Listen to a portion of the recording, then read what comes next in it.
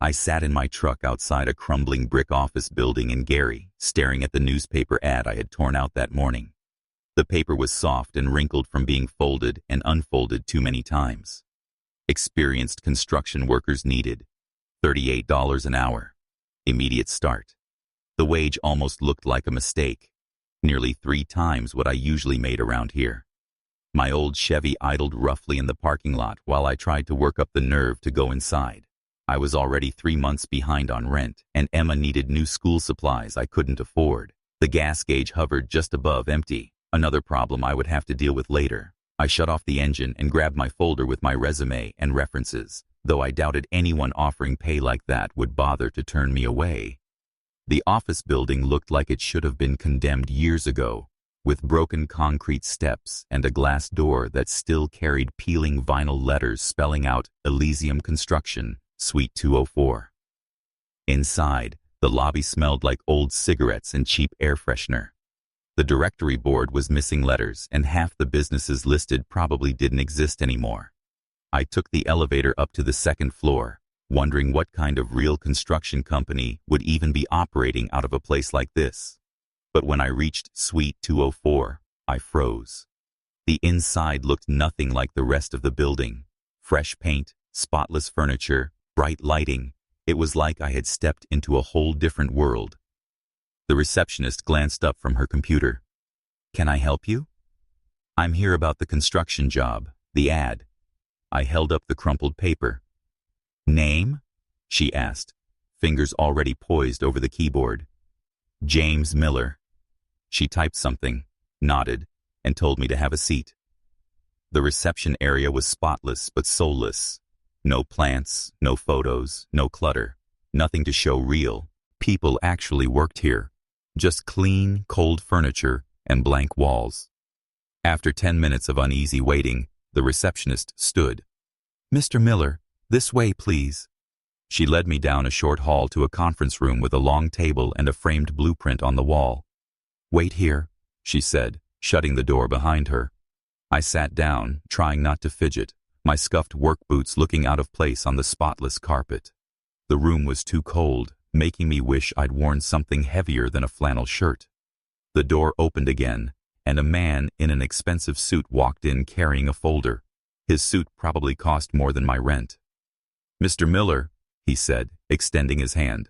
"I'm Mr. Collins." We shook hands before he sat across from me and opened the folder. "I see you've got 15 years of construction and demolition experience," he said, scanning what looked like my resume. But I hadn't sent it to them. "Yes, sir. Since high school," I answered. "And currently between jobs?" "Doing small contracts, nothing steady since Westlake downsized last year." He nodded, then shut the folder. "Well, Mr. Miller, Elysium Construction has taken on a major renovation project, and we need skilled workers immediately. We're converting an old state hospital in Hammond into office space." My stomach tightened. "The hospital?" "Riverside State Hospital. Vacant for some time, but the structure is sound. It just needs extensive work inside." He paused, then leaned back in his chair. "The position pays $38 an hour, 40 hours a week, with overtime at time and a half." I fought to keep my face calm. That kind of money would fix everything. "Why so much?" I asked. "That's way above standard." Collins smiled thinly.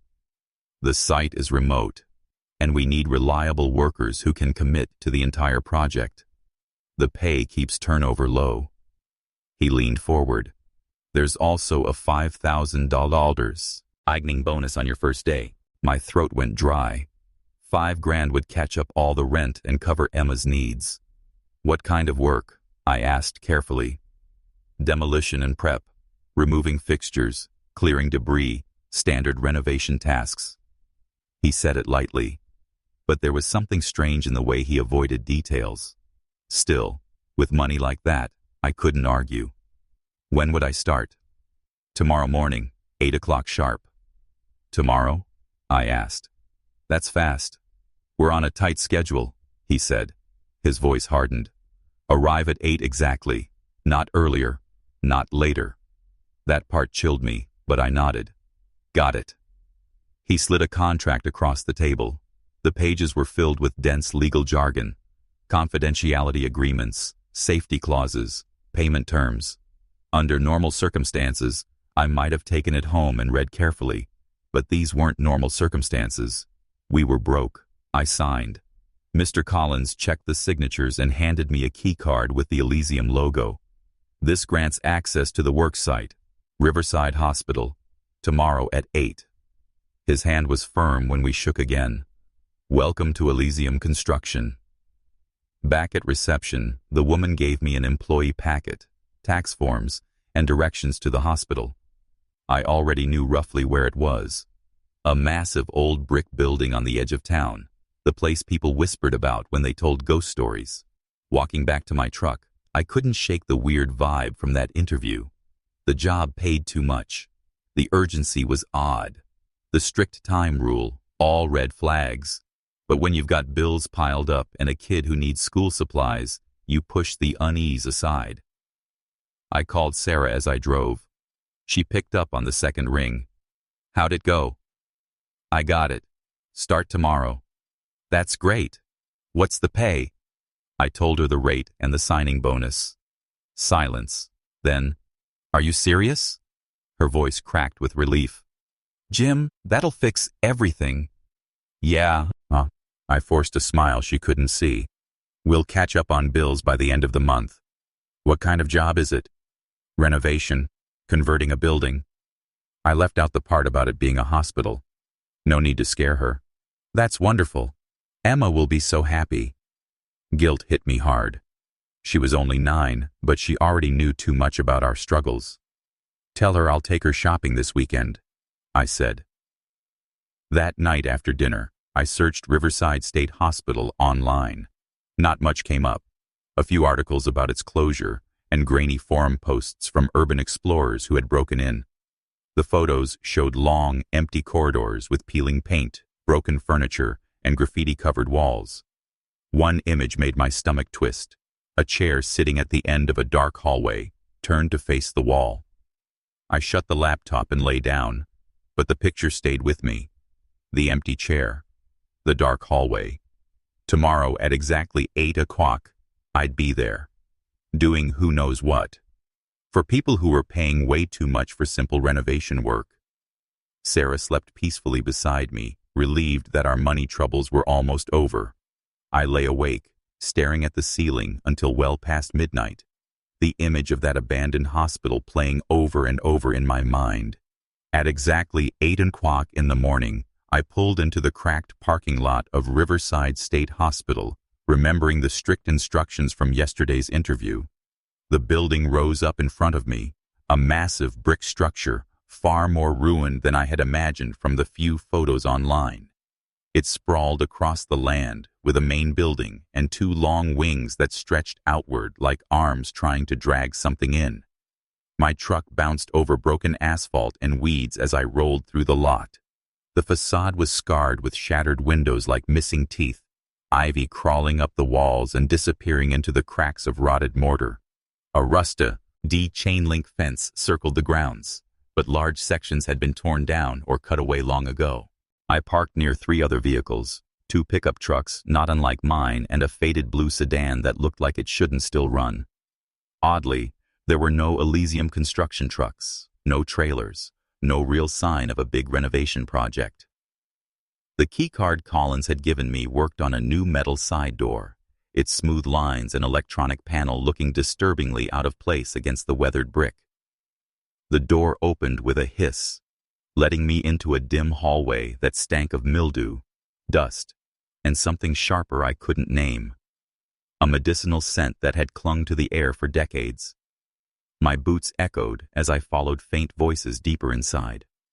The hallway opened into the main lobby, a cavernous room with a high ceiling and tall windows choked in grime. Thin shafts of morning light cut through, weakly fighting the shadows. 3 men were already there, sorting tools and setting up equipment, their voices bouncing eerily against the walls. Dust swirled in the light, shifting like tiny ghosts. "Morning," I called, stepping into the gloom with my tool bag on my shoulder. A stocky man with a salt and pepper beard looked up. "You the new guy?"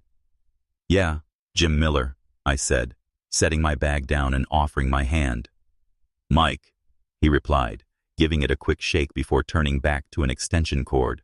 "That's Tony by the windows. Dave's over there with the sledgehammer." Tony, younger, tattooed, gave me a nod but no smile. Dave looked up from the wall he was studying and walked over. He was lean, maybe late 30s, his eyes sharp like he was measuring me. "David Anderson," he said, brushing dust from his hand before shaking mine. His grip was firm, his gaze steady. "First day?" "Yeah, hired yesterday." Something flickered across his face, not quite surprise, but like he already knew. "Elysium doesn't waste time. You get the pitch? Big pay, signing bonus, start immediately?" I nod.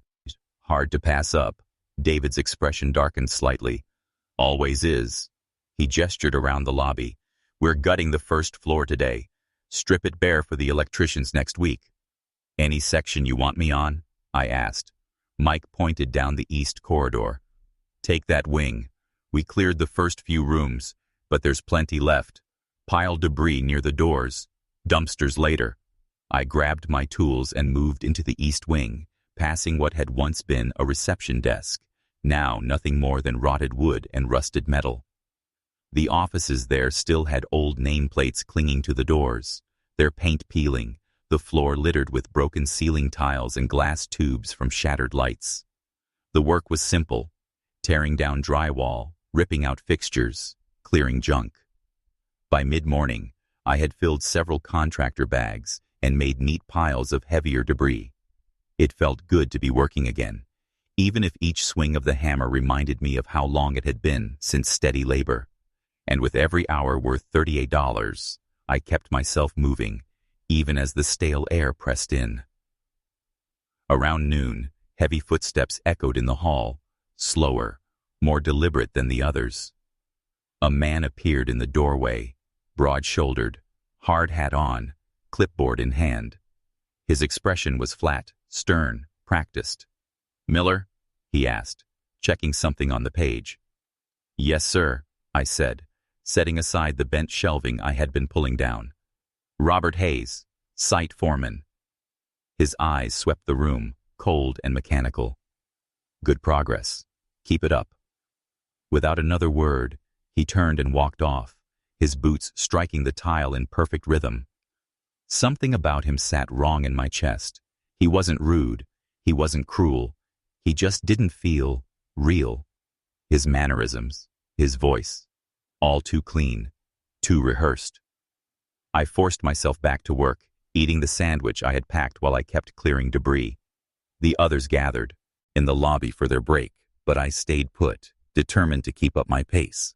Through broken windows I could see the hospital grounds, wild grass swallowing the lawns, trees pressing in from the distance like a forest waiting for the walls to collapse.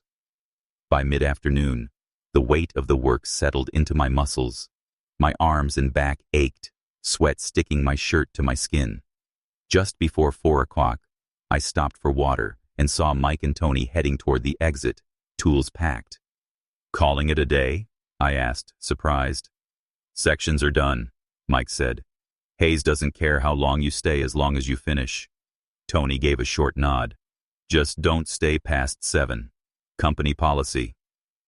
Before I could ask why the strange cutoff time mattered, they were gone. Only David and I were left. He was still working further down the corridor, so I turned back to my own section, wanting to finish as fast as possible. The light shifted as the sun lowered, long shadows stretching like claws across the walls. The building grew quieter without the others, too quiet. Every sound became sharper: the groan of old wood, the scratch of something moving in the walls, the slow, steady drip of water I couldn't place. By 6 o'clock, I had nearly finished. My muscles screamed, but the thought of telling Sarah about a solid first day pushed me through. I was tying off a bag of debris when footsteps approached. David appeared in the doorway, his tool bag already packed. His face was tired but sharp, his eyes carefully scanning the hall before settling on me. "Finishing up?" he asked. "Almost," I said, pulling the bag closed. You heading out? He nodded, but he didn't leave. Instead, he looked both ways down the corridor, like he was checking for something. Then he stepped closer, his voice lower, almost like a warning. How much did they tell you about this place? The question hit me like a punch. Not much, just that they're fixing it up, turning the old hospital into office space. Davy, Hyde's jaw tightened. Right. He reached into his pocket, pulling out a folded sheet of paper. He held it a moment before passing it to me. You're going to need this. I took the paper, but didn't open it, keeping my eyes on him. What is it? Rules, he said flatly. Rules? Like safety guidelines? I asked, still confused by the weight in his voice. For surviving, he answered, his eyes locked onto mine without blinking. Read it tonight. Memorize it. Don't lose it. A cold shiver crawled over me even though the hallway air was thick and stale. What are you talking about? David glanced toward the windows. The fading orange light spilled across the dusty floor, stretching the shadows longer. Not here. Read it when you're home. He slung his bag over his shoulder, stepping back. And whatever you do, never stay past 7. He walked toward the doorway, then stopped. His voice dropped low. 8 months. I've been here 8 months. That's why the pay is so good, Miller. There's a reason. He didn't wait for me to reply. He just turned and walked away. I stood frozen in the half-demolished office, the folded paper heavy in my hand like it carried something poisonous. I wanted to open it right then, but David's words stuck to me like glue. Shoving it into my pocket, I rushed to finish the last bags of debris, gathering my tools with shaky hands. The hospital felt different now. The air seemed thicker. The shadows in the corners too dark. Every sound, the creak of old wood, the faint drip of water, sounded alive. By the time I reached the lobby, the place was almost empty. Tools and equipment sat where they'd been left for tomorrow, but the men were gone. The building hummed with silence. The keycard beeped when I swiped the door, and the rush of cool evening air hit me like relief. I stepped outside quickly, pulling the door closed behind me as though something might follow. On the drive home, the folded paper burned in my pocket. I fought the urge to pull over and read it right away. Whatever this was, David had been clear. Wait until I was home. Maybe it was a prank. Maybe the older guys got kicks from scaring new hires in a creepy building. But the look in David's eyes wasn't playful. He hadn't been joking. He'd been afraid. By the time I turned onto our street, the excitement I'd felt yesterday about this job had twisted into unease. Sarah smiled when I walked in, Emma running up to hug me, her arms tight around my waist. For their sake, I swallowed my nerves and forced myself to act normal. I told them about the good pay, the steady work, painted it brighter than it felt. After dinner, once Emma was tucked into bed and Sarah was busy in the living room, I finally had a moment. I sat in the bathroom, shutting the door, pulling the folded paper from my pocket with trembling fingers. I sat on the edge of the tub, heart pounding, and unfolded what David thought I needed to survive. Later, at the kitchen table, I spread the paper flat against the wood. The list was neatly handwritten, 6 items numbered clearly. 1. Only work between 8 o'clock a.m. and 7 o'clock p.m. Never arrive early. Never leave late. 2. Always work with someone else nearby. No exceptions. 3. Never open locked doors. If it's locked, it stays locked. 4. Stay on the first floor. The second floor is forbidden. 5. Never go near room 283, no matter what. 6. If Robert Hayes shows up after 6 o'clock p.m., or if his eyes don't look right, or if there's blood on his hands, leave immediately without saying a word. I read the list again, then again, then again. My stomach twisted as I tried to make sense of it. It had to be a joke, some kind of initiation for rookies, a way to watch the new guy squirm. But David hadn't smiled. He hadn't shared a look with the others. He'd been deadly serious. His eyes had carried something heavy. Fear. I folded the paper and shoved it into my wallet, deciding I wouldn't let it get to me. Weird rules or not, $38 in this hour meant I could finally get my head above water. I couldn't afford to lose this job. Not now. Sarah came into the kitchen. "Emma wants you to tuck her in." I forced a smile and nodded, pushing the folded list deeper into my wallet. After saying goodnight to Emma, I sat beside Sarah on the couch, pretending everything was fine. I told her about the demolition work, about how finishing early meant I could get home faster. She looked at me with hope in her eyes, and I gave her the only thing I could, a lie. Better than expected. Simple work, good pay, can't ask for more. That night, my dreams dragged me through endless hospital corridors. The knocking started faint and far away, growing louder with each step until it rattled my bones.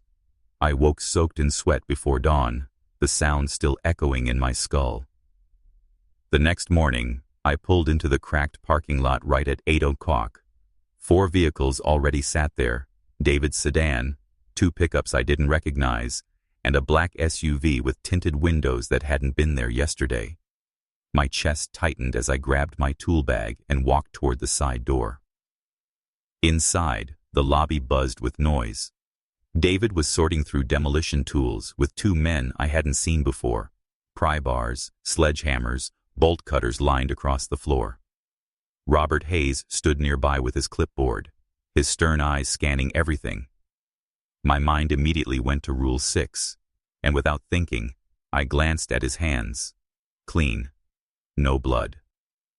"Morning," David said when he saw me. His voice was calm, but his expression careful. "West Corridor today. You're with us?" I nodded, setting down my tool bag. "New guys?" I asked, gesturing toward the men. "Paul and Jeff," he said. "Started last week."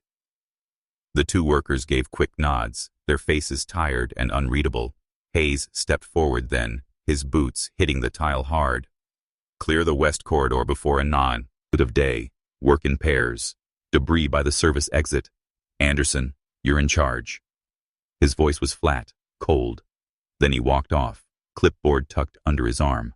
I watched him go, feeling David's warning crawl up my spine.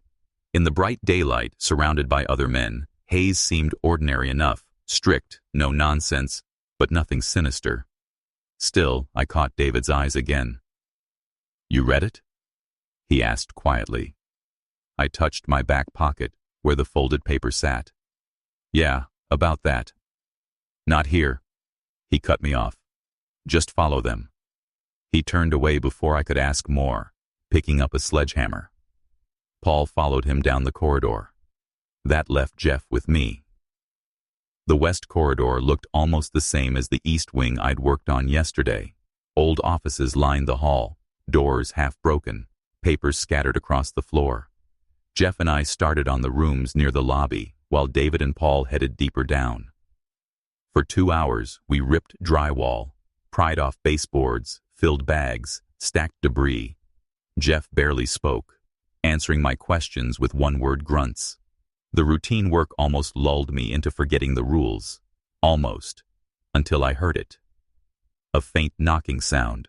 Soft, distant, coming from above us. I froze, crowbar in hand, staring at the ceiling. The sound came again. Knock, knock, knock. 3 knocks. Silence, then 3 more. "You hear that?" I asked Jeff. He looked up from where he was bagging scraps. "Hear what?" I paused, but the sound didn't return. "Nothing," I muttered. "Old pipes settling." We went back to work, but minutes later the knocking came again, louder this time. I set my pry bar down and stepped into the hallway, eyes scanning the ceiling. The sound was definitely upstairs. Jeff came to the doorway. "What are you doing?" "That knocking," I said. "You don't hear it?" He shook his head, unease flickering in his eyes. "I'm getting more bags," he said quickly, leaving me alone in the dim corridor. The knocks grew sharper. My curiosity drowned out my caution. I walked toward the central stairwell, passing David and Paul in one of the side rooms. David looked up as I moved past. "Miller," he called sharply. "Where are you going?" "Just checking something," I shot back without slowing. "Be right back." The stairwell waited ahead. I froze for a moment, remembering rule number 4. Stay on the first floor, always. But then the knocking came again, vibrating through the walls. I put my foot on the first step. The stairs were concrete, cracked but solid, leading up to a landing with a heavy metal door left ajar. I pushed through and stepped onto the second floor. The hallway stretched into darkness both ways, lined with numbered doors. Unlike the offices downstairs, this wing was for patients. Rusting plates marked each room, some dangling loose. The air was damp, sour, heavier than below. The knocking stopped the moment I entered. Silence hung thick. Then it started again, this time to my right. I followed, boots sinking into rotted carpet, the sound growing frantic. Not just knocks now, scratches too, nails dragging against wood. I counted the room numbers: 276, 278, 280. The noise was furious now, clawing, pounding. Then I saw it. Room 283. I froze. Rule number 5 burned in my memory. Never approach room 283. The door looked ordinary, wooden with a wire mesh window too filthy to see through. But behind it, the sound clawed and scraped like something desperate to get out. Then it stopped. The silence pressed against me harder than any noise. I almost turned away, until a heavy thump landed against the other side of the door. Something solid, something alive. Terror shot through me, raw and choking. My legs gave way, my body felt hollow, and my mouth filled with a metallic taste. I staggered, hand gripping the wall for balance, and then I ran. I didn't think. I just bolted, tearing back down the hallway, bursting through the stairwell, leaping down the steps 2 at a time.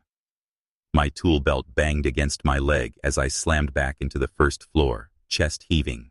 David was there, waiting, arms folded like he already knew. Behind him, Paul and Jeff had stopped working to watch. "Rule 4, David said softly. "Stay on the first floor." I leaned against the wall, still shaking.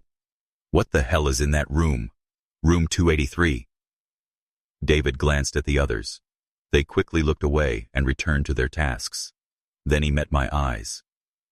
"This place has been abandoned for 20 years, he said quietly. "Every door upstairs is supposed to be empty." His words sank in like ice. If the building had been abandoned for 20 years, then whatever had been knocking, scratching, and pressing against that door shouldn't exist. After that, I kept my head down, stripping copper wiring in silence. My hands bled from the work, but I didn't care. Staying close to David was the only thing that kept me steady.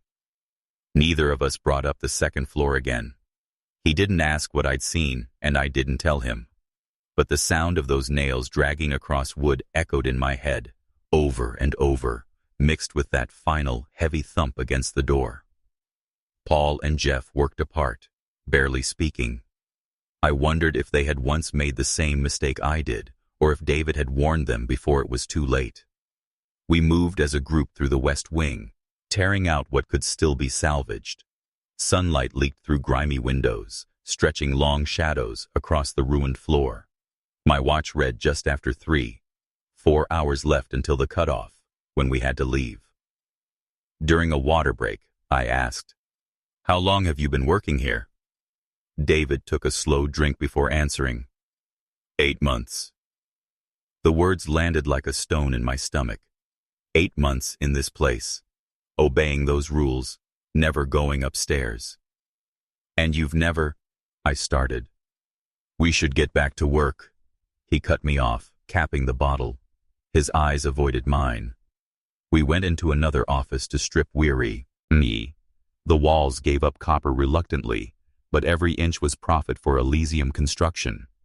Still, I couldn't shake the feeling that wiring wasn't why we were here at all. Around 4, I heard footsteps in the hall. Slow. Heavy. Too heavy for any of us. I knew that rhythm already. Robert Hayes appeared in the doorway, clipboard in hand. His expression was calm, but something in his eyes was different today. His movements felt strange, too precise, like every step and every motion needed thought before he made it. He stood there watching us work for nearly a full minute, saying nothing, his eyes staying on each of us a little too long. Finally, he spoke. "Acceptable progress," he said flatly, jotting something down on his clipboard. I kept my head down, ripping more wire from the wall, but I could feel his eyes drilling into me. When I finally dared to look up, he was staring straight at me with an intensity that made my stomach twist. "Miller," he said, "make sure you clean up properly when you finish. No loose ends." "Yes, sir," I muttered, forcing myself to focus on the wires in my hands. He turned then, boots echoing down the hallway, slow and deliberate. Only when the sound had faded did I glance at David. He'd stopped working too, watching the door Hayes had gone through. "Did you see his hands?" I whispered. David nodded once and turned back to the panel he was dismantling. Rule 6. The memory of what I'd seen turned my stomach. His hands were stained dark, the skin discolored like old, dried blood. Not fresh, but still wrong. Combined with the way he moved, it made my skin crawl. We pushed through the next hour steadily, clearing our assigned rooms. At 5 o'clock, Paul gathered his tools and gave Jeff a look. "We're done with our section," he said to David. "Heading out." David checked his watch and nodded. "Smart. We'll wrap soon too." They walked off, without another word, their footsteps fading toward the exit. The silence they left behind felt enormous, swallowing the halls of the building whole. "You should go too," I told David as I worked the last section of wiring. "I've got maybe 30 minutes left." David hesitated, glanced at his watch again. "The rules say don't work alone." "It's barely past 5, I argued. "I'll be out by 6, maybe 6:30 at the latest. That's still before the cutoff." He looked uneasy, but slowly nodded. "Make sure you're gone before 6:30. No exceptions." "I promise," I said. "I just want to finish this part so tomorrow we can move forward." David packed his tools carefully, slower than usual, then paused at the doorway. "Call me when you get home," he said, and then added, "And Miller, don't break the rules again." I nodded, but after he left, the silence hit me hard. The stillness of the Riverside State Hospital settled heavy over everything. For the first time, I was truly alone in the building, and I couldn't shake the feeling of eyes on me as I worked. I sped up, cutting and stripping wire as quickly as I could. The light outside was fading, golden tones giving way to cold evening gray. My watch read almost 6. Just a little more, I told myself. The work was almost calming. Cut, strip, coil, repeat. I forced myself into a rhythm, trying to forget about room 283, trying to forget about Hayes. This was just a job that paid well enough to fix my family's problems. That's all. I coiled the last length of wire and glanced at my watch again. My chest tightened. 6:42. I had lost track of time, way past what I'd promised David. Panic spiked through me. I shoved tools into my bag without care, heart pounding in my ears. That's when I heard it. Footsteps. Heavy, slow, in the hallway outside. I froze. They were deliberate, but wrong somehow. Like the person walking had to think about every step. I slung my bag over my shoulder, ready to bolt. But when I reached the doorway, a figure was already there, locking the exit. Robert Hayes. Except it wasn't the same man. His posture was stiff, his head tilted unnaturally, but it was his eyes that stopped me cold. Black, almost entirely black, like the pupils had eaten the rest. Fresh blood covered his hands and arms, wet and dripping. Each drop splattered dark across the dusty floor, and then he smiled, a stretched movement of lips that never touched those horrible eyes. "Miller," he said, voice flat, hollow. "Working alone." I gripped my tool bag tighter, every instinct screaming at me to run, but I knew running would be worse. Running would make me pray. "Just finishing," I said as evenly as I could. "Heading out now." He stepped forward. I stepped back. "The rules are important, Miller," he said, that smile fixed in place. "Very important." "I know," I whispered. "I'm sorry. I lost track of time." Another step from him, another back step from me. The blood dripped faster now, pattering against the floor in steady rhythm. "Good workers know the rules," Hayes said, tilting his head. "Bad things happen after hours." My back hit the wall. He stood between me and freedom, grinning, dripping red. I hugged the tool bag to my chest like a shield, knowing it wouldn't save me. "I'm leaving," I said quickly, edging along the wall. "Won't happen again." He didn't move to stop me, just tracked me with that awful smile.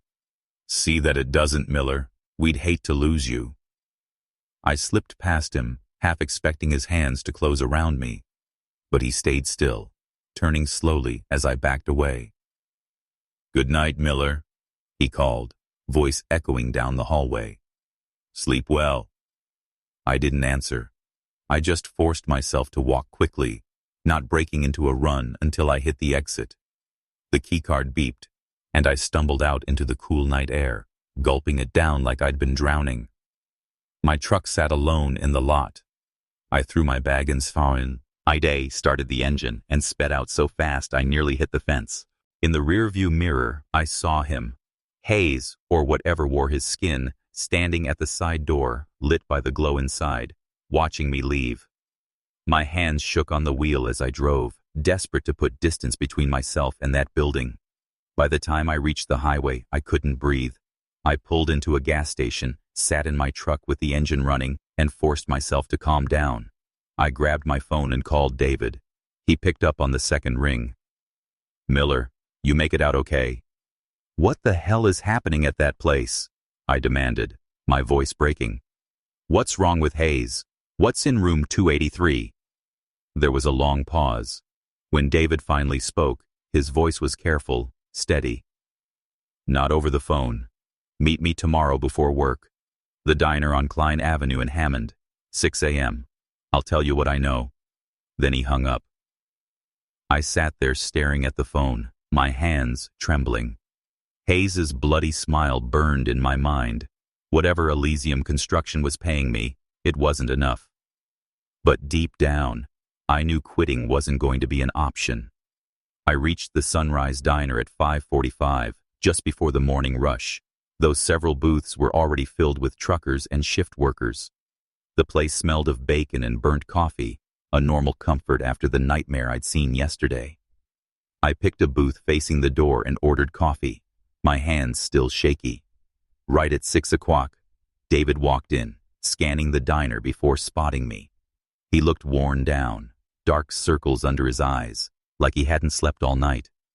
He slid into the booth without even taking off his jacket.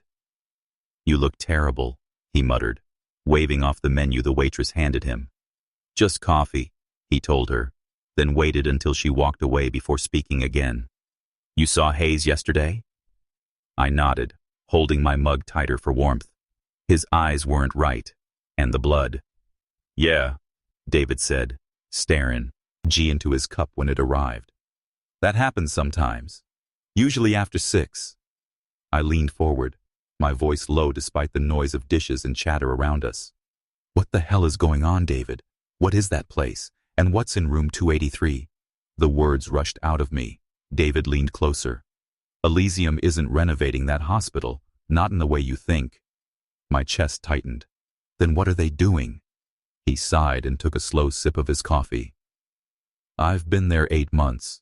Started out like you, desperate for work, too eager to ask questions. Took about 3 weeks before I realized something was off. People started disappearing from the site. No explanations, no goodbyes, just gone. And every time, new guys showed up to take their place. My mind went to Paul and Jeff. How quiet they were. How they avoided everyone. The ones who disappeared, they broke the rules. David nodded. Most of them. Some got curious about the second floor. Others stayed too late. A few asked the wrong questions.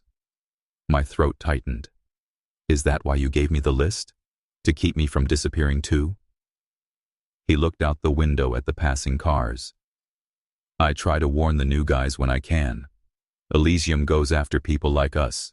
Men who need money badly enough to ignore their instincts. Guys with families, bills stacking up. They know we'll stay quiet. I swallowed hard. But what's the point? What are they doing in there? David's face darkened. I've pieced together what I could. That hospital closed in the 80s. Too many deaths, suicides, accidents, some that no one could explain. But the stories go back further. Even when it was open, people whispered about strange things. 3 years ago, Elysium bought it through a fake company. But they're not in construction. Not really. I checked. They've got no other projects, no history, nothing. Whatever's happening at Riverside is the only thing they do. My stomach twisted as I thought about Hayes, the stains on his hands, the way his body moved wrong, those black eyes. Is Hayes even human? David's jaw tightened. Sometimes. The word sent a cold shiver down my spine. What do you mean? He met my eyes. Exactly what I wrote in Rule 6.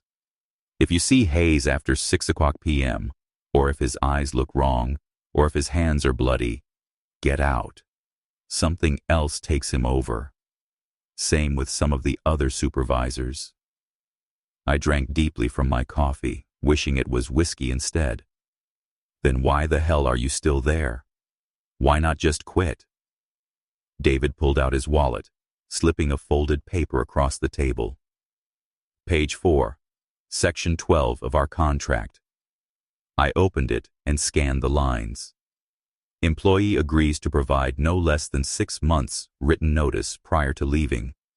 Early termination will result in forfeiture of all wages and a penalty of $50,000. $50,000 due immediately. I let out a sharp breath. $50,000 plus everything you've already earned? David nodded, taking the paper back.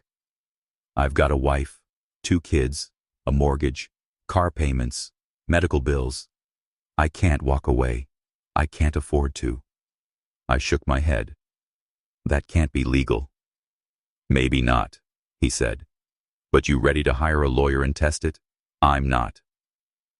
That's when it hit me. We weren't just trapped by whatever lived in that hospital. We were trapped by a contract meant to bleed desperate men dry. A mix of human greed and something far darker. We should get moving, David muttered, glancing at his watch. Can't be late. I dropped enough cash on the table for both coffees, and we stepped out into the cool morning air. He stopped at his car, hesitating. One more thing. Hayes won't remember what happened yesterday. He never does after those episodes. Don't mention it. I nodded, though the thought of facing Hayes again made my stomach twist. Follow the rules, Miller, David said quietly as he opened his door, and maybe we both make it out of this. At exactly 8 o'clock, I walked into Riverside, to State Hospital. The parking lot was busier than usual, and a black SUV with tinted windows sat where it hadn't been before. David's sedan was gone. My gut tightened. After our talk at the diner, I thought he'd be waiting to guide me through another day in this nightmare. I swiped my card at the side entrance, the door clicking open into the stale, musty halls of the hospital. The usual sounds of demolition were gone. The silence felt heavy, like the building itself was holding its breath. No sound of sledgehammers hitting drywall. No voices echoing down the halls. Just a strange silence that made the hair on my arms rise. I found the reason for that silence when I reached the main lobby. Two men sat at a folding table, both dressed in dark slacks and button-up shirts, their eyes fixed on laptop screens.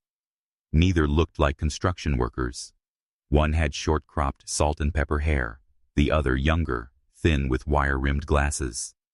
Both lifted their heads as I entered, their faces unreadable.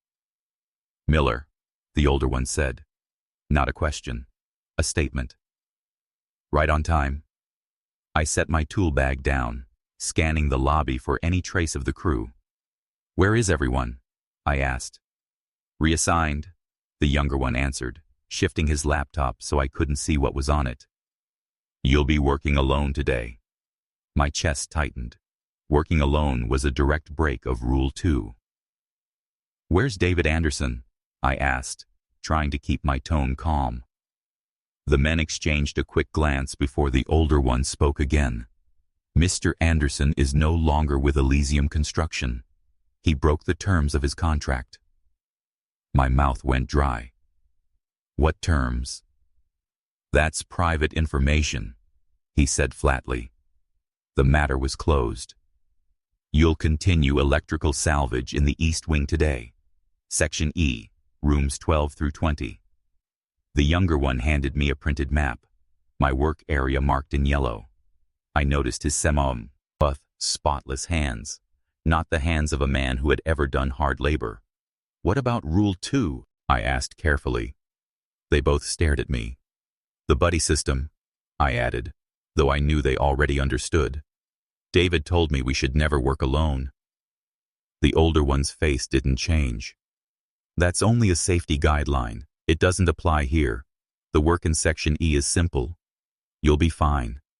I wanted to push harder, to ask what really happened to David, but something in their cold eyes told me not to. I grabbed my tool bag. "Robert Hayes will check on you at lunch," the younger one said as I started to leave. "Make sure you're on schedule."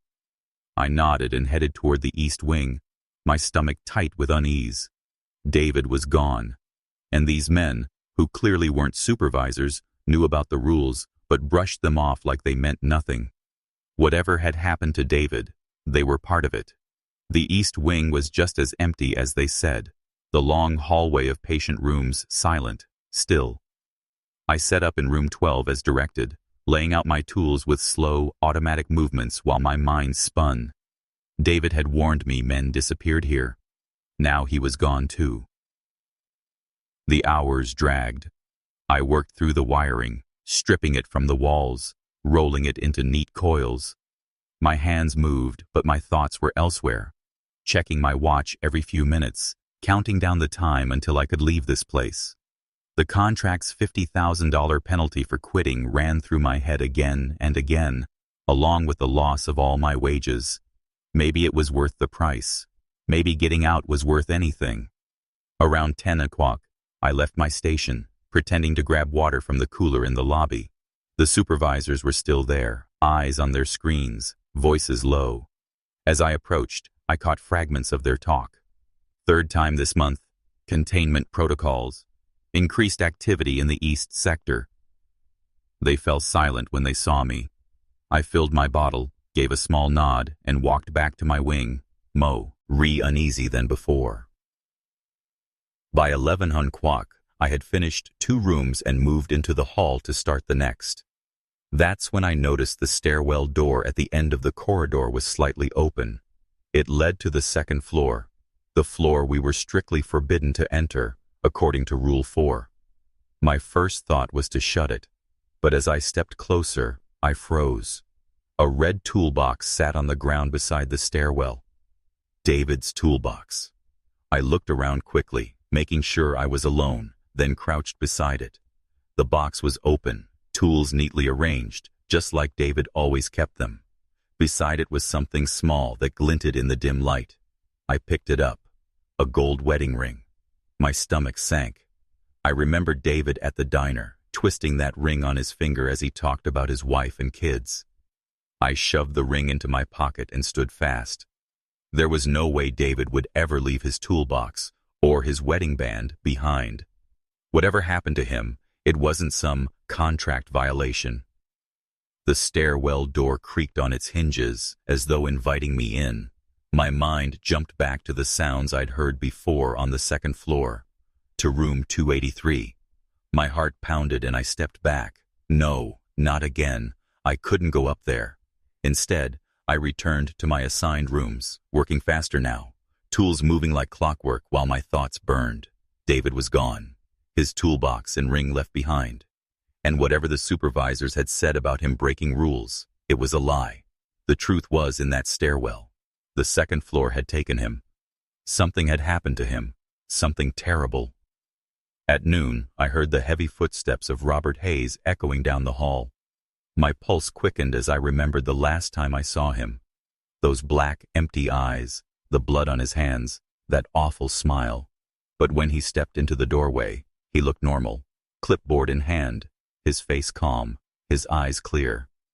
"Making good progress, Miller," he said, checking a box on his clipboard. "Keep this pace, and you'll finish by 4. I only nodded, too afraid to speak. Just like David had said, Hayes acted like nothing had happened, like he had no memory of the night before. Once he was gone, I let out a shaky breath. His steps faded, and then I heard something else. A voice. Faint but clear. It was coming from above. "Help! Please, Miller! Help me!" My blood froze. It was David's voice, calling from the second floor. I strained to listen. The voice came again, more urgent. "Miller, I'm hurt. Please help me." Every part of me wanted to run up the stairs, to find him, to help him. But then I remembered Rule 5. Never go near room 283. And I remembered what David told me about this place, about things that wore the voices of men, but weren't men at all. This wasn't David. It couldn't be. Something was trying to pull me upstairs, using his voice like bait. My hands shook as I bent back to my work, tearing copper wire from the wall. The voice kept going, louder, more desperate, until it faded away at last, around 1 o'clock. When I returned to the lobby for water, the supervisors were closing their laptops, preparing to leave. "We're heading out," the older one said. "Hayes will lock up when you're done." "You're leaving?" I asked, startled. "Got what we needed," the younger one answered, sliding his laptop into its case. "You can go at 4 if your section is finished." They walked out without another word, the front doors closing behind them with a deep, heavy thud that echoed through the empty halls. I checked my watch. 2 o'clock. It hit me then. This might be my only chance. The supervisors were gone, Hayes was somewhere else, and I was alone. Alone with whatever secrets Elysium was hiding. I pulled out my phone and started snapping photos. First the lobby, the table they'd been using. Wires still ran up to the corners of the room, connected to devices that looked like more than cameras. I moved fast through the halls, capturing every strange detail. At a nurse's station, I saw something new. A modern fingerprint scanner by a door marked, "Authorized personnel only." It hadn't been there yesterday. My heart pounded as I pressed my thumb against it. To my shock, the light turned green and the door unlocked. I opened it to reveal a narrow staircase leading into the basement. The air grew colder as I descended. At the end of the hall was another locked door with another scanner. Again, my thumb worked. The door opened with a soft click, and I stepped into what looked like a server room. Rows of machines hummed in the shadows, lights flickering like cold stars. This wasn't demolition equipment. This was permanent, expensive, and new. In the corner sat a workstation. The screen displayed a login screen. I typed in my name, Miller. To my disbelief, it logged me in without a password. A list of folders appeared, organized by date, stretching back 3 years, the same time David said Elysium bought the hospital. I clicked the most recent one. Video files filled the screen. I opened one. My stomach dropped. Security footage of the West Wing, time-stamped 7:30 p.m. last night.